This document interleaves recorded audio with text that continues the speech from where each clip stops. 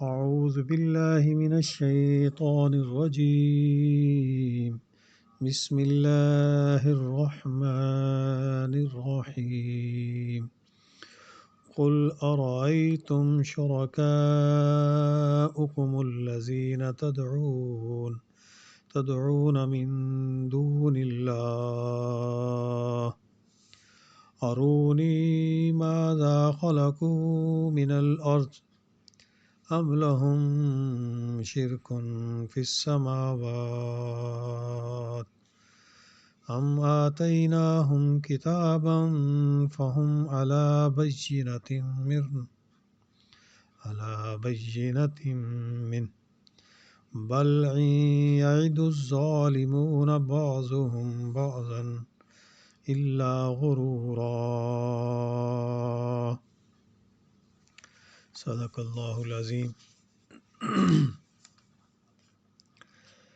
ارشاد باری ہے، آپ کہہ دیجئے کہ تم اپنے قرارداد شریکوں کا حال تو بتاؤ جن کو تم اللہ کے سوا پوجا کرتے ہو، یعنی مجھ کو یہ بتلاؤ کہ انہوں نے زمین میں سے کون سا جز بنایا ہے، ان کا آسمانوں میں کچھ ساجا ہے، یا ہم نے ان کو کوئی کتاب دی ہے کہ اس کی دلیل پر یہ قائم ہوں، بلکہ یہ ظالم ایک دوسرے سے نرے دھوکے کی باتوں کا وعدہ کرتے آتے ہیں۔ یعنی ہم نے ان پر کوئی کتاب نازل کی ہو جس میں یہ درج ہو کہ میرے بھی کچھ شریک ہیں جو آسمان اور زمین کی تخلیق میں حصہ دار اور شریک ہیں، یعنی ان میں سے کوئی بات بھی نہیں ہے، بلکہ یہ آپس میں ہی ایک دوسرے کو گمراہ کرتے آئے ہیں۔ ان کے لیڈر اور پیر کہتے تھے کہ یہ معبود انہیں نفع پہنچائیں گے، انہیں اللہ کے قریب کر دیں گے اور ان کی شفاعت کریں گے،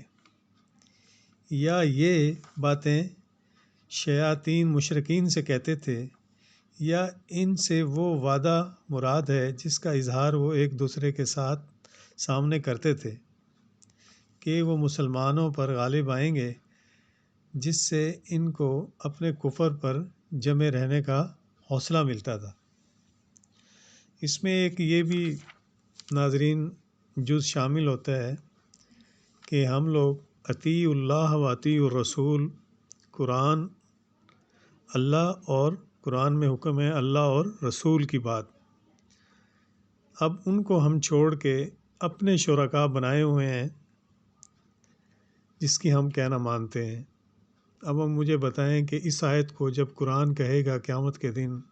اینی شرکاء، اپنے اس شرکاء کو بلاؤ جس کی تم بات مانتے تھے، تو ہمارے پاس کیا جواب ہوگا؟ ہم نے جی فلاں امام کی مانی تھی، ہم نے فلاں عالم کی مانی تھی۔ بھائی قرآن حکم واضح ہے، اطیع اللہ و اطیع الرسول،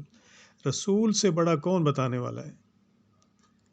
دھیان کی ضرورت ہے، سوچ کی ضرورت ہے، وقت دینے کی ضرورت ہے۔ اللہ تعالی ہمیں